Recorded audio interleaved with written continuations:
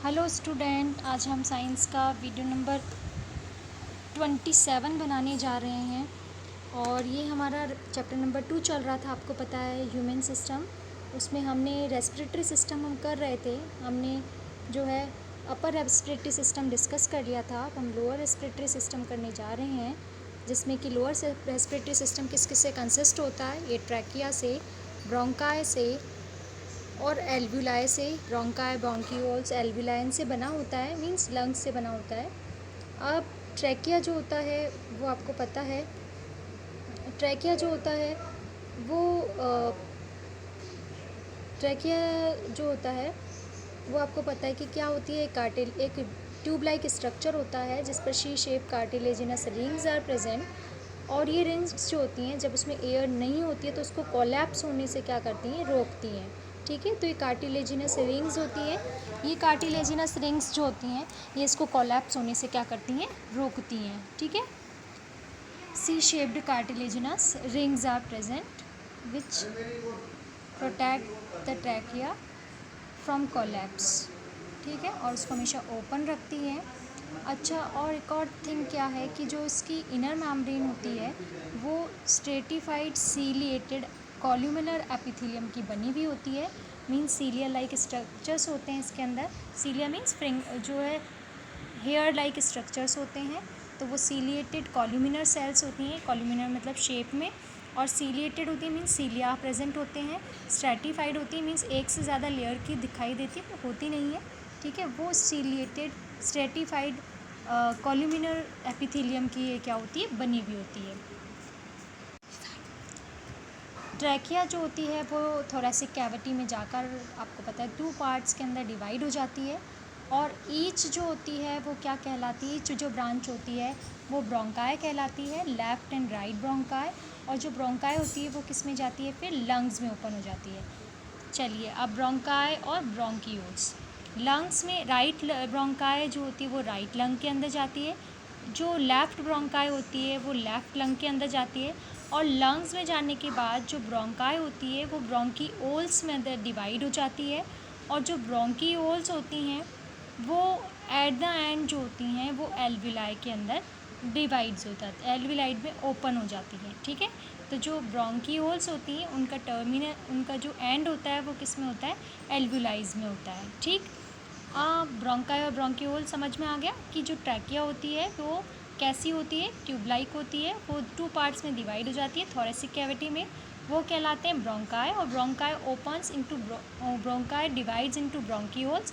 And जो bronchioles होती हैं वो एट द एंड जो है उनका एंड किस में होता है, एल्वुलाई में होता है। एल्वुलाई क्या होते हैं, बैलून शेप्ड स्ट्रक्चर्स होते हैं जो कि क्या करते हैं, सरफेस एरिया जो लंग्स का होता है उसको इंक्रीज़ कर देते हैं, लंग्स की एरिया को इंक्रीज़ करने में मदद करते हैं। जब इन्हेलेशन का प्रोसेस होता है तो एयर को अपन इन्हेल करते हैं और वो बैलून लाइक स्ट्रक्चर्स जो एल्वुलाई है वो स्प्रेड हो जाते हैं। और जो लंग्स होते हैं उनके अदर एयर्स जो है वो फिल हो जाती है। अब देखिए, जो लंग्स होते हैं वो 2 लंग्स होते हैं। इनके अंदर जो बैलून लाइक स्ट्रक्चर्स होते हैं उन्हें हम एल्वुलाई कहते हैं। और इनके अराउंड ब्लड कैपिलरीज होती हैं। ठीक, लंग्स जो होते हैं वो 2 लोब्स में डिवाइड होते हैं।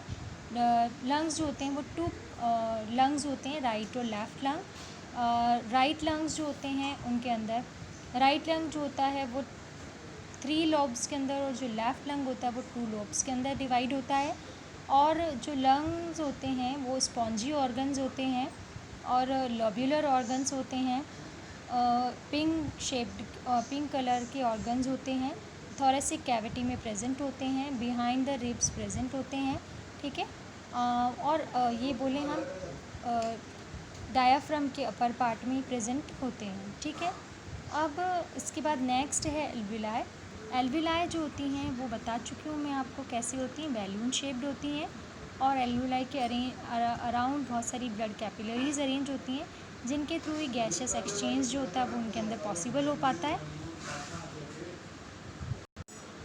अब हमारे लोअर रेस्पिरेटरी सिस्टम भी कंप्लीट हो गया है। नाउ रेस्पिरेटरी मसल्स, आपको पता है 2 तरह की मसल्स होती हैं। एक तो होती है रेडियल मसल्स ऑफ डायाफ्राम और दूसरी होती हैं इंटरकॉस्टल मसल्स होती हैं रिब्स के बीच में जो होती हैं। ये दोनों मिलकर क्या करती हैं, रेस्पिरेशन में हेल्प करती हैं। और जो नॉर्मली होता है जो नॉर्मली डायाफ्राम जो होता है वो डोम शेप्ड होता है, लेकिन जब रेडियल मसल्स जो होती हैं उनमें कॉन्ट्रैक्शन होता है तो ये डोम शेप्ड से जो फ्लैटेंड हो जाता है, थोड़ा सा कैविटी का वॉल्यूम बढ़ जाता है, लंग्स के अंदर एयर जो होती है वो कम्प्लीटली फिल हो जाती है। तो इस तरीके से ये हेल्प करती हैं और जो रिब्स को आगे गिलाने का काम जो होती है इंटरकॉस्टल मसल्स करती हैं। तो इस तरीके से इन दोनों मसल्स की हेल्प से रेस्पिरेशन पॉसिबल हो पाता है।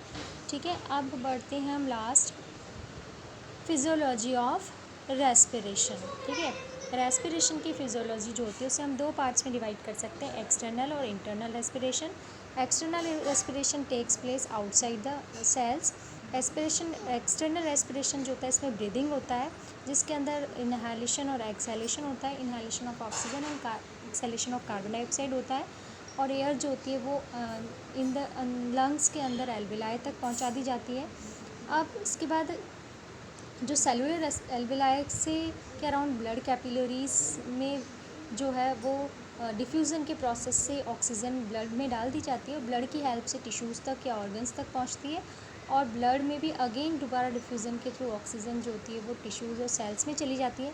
सेल्स में अब ऑक्सीडेशन ऑफ फूड होता है, और जब फूड का ऑक्सीडेशन होता है तो carbon dioxide and water release होते हैं, लार्ज अमाउंट में एनर्जी रिलीज़ होती है। ये जो प्रोसेस जो कि सेल्स के अंदर हो रहा है, इसलिए हम इसे क्या कहते हैं, सेलुलर रेस्पिरेशन। क्या कहते हैं हम इसको, सेलुलर रेस्पिरेशन, बिकॉज इसमें सेल्स के अंदर हो रहा है, और इसे हम इंटरनल रेस्पिरेशन और सेलुलर रेस्पिरेशन कहते हैं। ठीक है, इस तरीके से हमारा रेस्पिरेटरी सिस्टम कंप्लीट हो गया है। अब हम नेक्स्ट सिस्टम शुरू करने जा रहे हैं, ये हमारा थर्ड सिस्टम होगा, ब्लड एंड सर्कुलेटरी सिस्टम। देखो, सर्कुलेटरी सिस्टम टू टाइप्स का हो सकता है, एक तो ब्लड और एक लिम्फेथेटिक। आपके कोर्स में ब्लड सर्कुलेटरी सिस्टम है, उसी के बारे में डिस्कस करेंगे। ब्लड सर्कुलेटरी सिस्टम जो होता है वो ऑर्गेनिजम्स में टू टाइप का हो सकता है, open and close circulatory system. Close circulatory system में जो ब्लड होता है वो क्लोज्ड वेसल्स के अंदर फ्लो होता है, इसे क्लोज्ड सर्कुलेटरी सिस्टम कहते हैं, जैसा ह्यूमन के अंदर देखने को मिलता है। और जो ओपन सर्कुलेटरी सिस्टम होता है, वो ओपन सर्कुलेटरी सिस्टम में जो ब्लड होता है वो वेसल्स के अंदर फ्लो नहीं होता है, जैसे आर्थ्रोपोड्स के अंदर देखने को मिलता है, कॉकरोच वगैरह में। ठीक है, अब नेक्स्ट है blood circulatory system. Blood circulatory system जो है वो थ्री पार्ट से कंसिस्ट होता है। First is blood, next is blood vessels, and third is heart. Blood जो होता है वो कैसा टिश्यू है, एक फ्लूइड कनेक्टिव टिश्यू है। ठीक है, पीएच कितना होता है इसका, 7.4, मीन स्लाइटली एल्केलाइन होता है। एक ह्यूमन के अंदर जो है, हेल्दी ह्यूमन के अंदर at least 5 litre of blood present होना चाहिए। फॉर्मेशन जो होता है इसका वो अडल्ट में बोन मैरो में होता है। तो जो एम्ब्रियो होता है, जब डेवलपिंग एम्ब्रियो जो होता है उसमें, या न्यूली बॉर्न के अंदर कहाँ पर होता है, स्प्लीन के अंदर होता है। ठीक है, अब बात करते हैं ब्लड की। ब्लड किस किस से मिलकर बना होता है, blood plasma and blood cell से। ब्लड प्लाज्मा जो होता है वो ब्लड का 55% पार्ट बनाता है, जबकि ब्लड सेल्स जो होती हैं वो टोटल ब्लड का 45% पार्ट बनाती है। जो ब्लड प्लाज्मा होता है उसमें 90% वाटर होता है, और रेस्टिंग 10% के अंदर carbohydrate, protein, fat, minerals, vitamins, ions ये सब प्रेजेंट होते हैं, एंटीबॉडीज़ ये सब प्रेजेंट होते हैं रेस्टिंग 10% के अंदर। ब्लड सेल्स जो होते हैं उनके टाइप्स डिस्कस करते हैं अब हम नेक्स्ट। ब्लड सेल्स जो होती हैं वो देखिए आप, ब्लड सेल्स जो होती हैं वो 3 टाइप्स की होती हैं, एरिथ्रोसाइट या आरबीसी, डब्ल्यूबीसी या ल्यूकोसाइट, प्लेटलेट्स या जो होती है थ्रोम्बोसाइट्स बोलते हैं हम इनको। आरबीसी को एरिथ्रोसाइट, डब्ल्यूबीसी को ल्यूकोसाइट, और प्लेटलेट्स को थ्रोम्बोसाइट कहते हैं, क्योंकि थ्रोम्बस का फॉर्मेशन करता है ये। अब जो ब्लड होता है, आरबीसी जो होती है वो अन्यूक्लिएटेड आरबीसी होती हैं। ह्यूमन की जो आरबीसी होती है इनकी एज 120 डेज़ होती हैं, और जो टोटल ब्लड सेल्स होता है उसका 99% जो होता है वो रेड ब्लड सेल बनाती हैं, और एक जो हेल्दी पर्सन में 50 to 55 लाख पर mm³ जो है वो प्रेजेंट होती है। हीमोग्लोबिन जो कि एक रेस्पिरेटरी पिगमेंट होता है वो आरबीसी में प्रेजेंट होता है, इसी के कारण ब्लड का कलर रेड होता है। और क्या काम करती हैं आरबीसी, ऑक्सीजन को कैरी करती हैं। ब्लड में जो ऑक्सीजन होता है, ब्लड जो होता है वो ऑक्सीजन को हीमोग्लोबिन के हेल्प के कारण ही कैरी कर पाता है, क्योंकि हीमोग्लोबिन ऑक्सी हीमोग्लोबिन बनाकर और उसको टिश्यूज़ और सेल्स तक पहुंचाने का काम करता है। नेक्स्ट आता है डब्ल्यूबीसी। डब्ल्यूबीसी के 2 पार्ट्स हैं, डब्ल्यूबीसी के दो पार्ट्स होते हैं, ग्रेन्युलोसाइट और agranulocyte. Agranulocyte again are of 3 types, acidophils, basophil and neutrophils. और ये जो अग्रेन्युलोसाइट्स जो होते हैं वो अगेन 2 टाइप की होती हैं, मोनोसाइट्स एंड लिम्फोसाइट। इनमें से मोनोसाइट्स जो होती हैं वो, और जो न्यूट्रोफिल्स होती हैं, दोनों फैगोसाइटोसिस करके कोई भी अगर माइक्रोब बॉडी में एंटर हो गया है तो उसको डिस्ट्रॉइड कर देती हैं। जबकि जो लिम्फोसाइट्स होती हैं वो एंटीबॉडी प्रोडक्शन करके क्या प्रोवाइड करती हैं, इम्यूनिटी प्रोवाइड करती हैं। तो डब्ल्यूबीसी का फंक्शन क्या हो गया, ये इम्यूनिटी प्रोवाइड करती हैं, एंटीबॉडी प्रोडक्शन करती हैं और फैगोसाइटोसिस के थ्रू कोई भी माइक्रोब है उसको डिस्ट्रॉइड करके। ठीक है। Next is platelets. ये भी एन्यूक्लिएटेड होता है। इनका जो नंबर होता है हमारी बॉडी में एटलीस्ट 3 लाख पर mm³ होता है।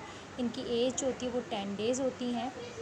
और क्या काम करते हैं ये हमारी बॉडी में, ब्लड क्लॉटिंग के लिए रिस्पॉन्सिबल होती हैं। किस लिए रिस्पॉन्सिबल होती है, for blood clotting. Now functions of blood. Blood का जो फंक्शन होता है वो क्या करता है, तो ट्रांसपोर्टिंग ऑफ गैसेज में होता है। मीन्स O2 और CO2 का जो ट्रांसपोर्टेशन होता है वो किसकी वजह से होता है, ब्लड की हेल्प से होता है।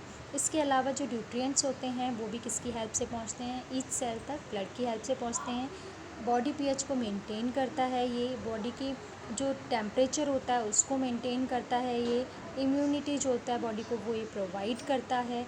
और जितने भी एक्सक्रीटरी मटेरियल्स होते हैं उनको एक्सक्रीटरी गन्स तक ले जाने का काम भी ब्लड करता है। और जो एंडोक्राइन ग्लैंड्स होती हैं वो हार्मोन सिक्रीट करती हैं। इन हार्मोन्स को भी जो है टारगेट ऑर्गन तक ले जाने का काम भी कौन करता है, ब्लड करता है। तो इस तरीके से ये ब्लड के सारे फंक्शंस हैं।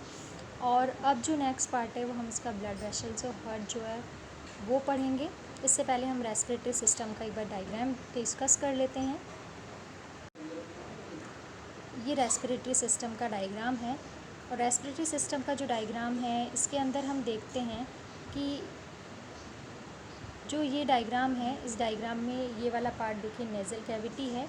नेज़ल कैविटी के बाद nasal cavity opens into pharynx. Pharynx के पीछे वाला पार्ट देखिए आप, लैरिंग्स है। फेरिंग्स के अंदर देखो एक नेज़ोफेरिंग्स है, कुछ पार्ट नेज़ोफेरिंग्स से जुड़ा हुआ है, कुछ पार्ट ओरोफेरिंग्स से जुड़ा हुआ है और पीछे वाला पार्ट मैंने आपको बताया था लैरिंजोफेरिंग्स से जुड़ा हुआ है। ठीक है, किस पीछे वाला पार्ट जो होता है वो लैरिंजोफेरिंग्स से जुड़ा हुआ है। अगेन देखें, ये नेज़ल कैविटी है। नेज़ल कैविटी पीछे की तरफ फेरिंग्स में हो रही है, तो फेरिंग्स का कुछ पार्ट तो नेज़ल कैविटी से ओपन कनेक्टेड है, कुछ पार्ट माउथ कैविटी से ओरोफेरिंग्स कह देते हैं। और ये देखो कुछ पार्ट ये लैरिंग्स से कनेक्टेड है तो ये लैरिंजोफेरिंग्स कहलाता है। इस तरीके से फेरिंग्स के 3 पार्ट्स हैं जो हमने लास्ट वीडियो में डिस्कस करे थे। यहाँ आप डायग्राम से जो है अच्छे से जो है वो समझ सकते हैं। अब फेरिंग्स के बाद नेक्स्ट जो साउंड प्रोड्यूसिंग ऑर्गन है वो ये वाला है हमारा, साउंड प्रोड्यूस कर रहा है। देखिए ये वो प्रोड्यूस करने का काम करता है ये, इसे लैरिंग्स बोलते हैं। लैरिंग्स का जो पोस्टीरियर पार्ट होता है उसे हम ट्रैकिया कहते हैं, जो हमने आज डिस्कस किया है। लोअर रेस्पिरेटरी सिस्टम में ट्रैकिया पर देखिए आप कार्टिलेजिनस रिंग्स दिखाई दे रही हैं आपको। जैसे ट्रैकिया जो है वो थोरेसिक कैविटी में जा रहा है तो ये देखो दोनों तरफ ब्रोंकाइज में ओपन हो रहा है, ये ब्रोंकाई हैं। और ब्रोंकाई लंग्स में जाकर ब्रोंकियोल्स में डिवाइड हो रही हैं। और ब्रोंकियोल्स एट द एंड देखिए आप थोड़ी से जो है बैलून लाइक स्ट्रक्चर्स में ओपन हो रही है, जिसे हम क्या कहते हैं, एल्वुलाई कहते हैं। मैंने आपको बताया था लंग्स जो होते हैं वो थोरेसिक कैविटी में प्रेजेंट होते हैं, रिब्स के पीछे और डायाफ्राम के ऊपर। ये डायाफ्राम है, ये इसकी डॉम शेप्ड होती है। देखिए ये डायाफ्राम है। इस तरीके से हमने रेस्पिरेटरी सिस्टम का जो डायग्राम है उसको भी अच्छे से समझ लिया है। हमारे 3 सिस्टम्स हो गए हैं, 4th मैंने आज स्टार्ट कर दिया है, उसी को हम नेक्स्ट वीडियो में कंटिन्यू करेंगे।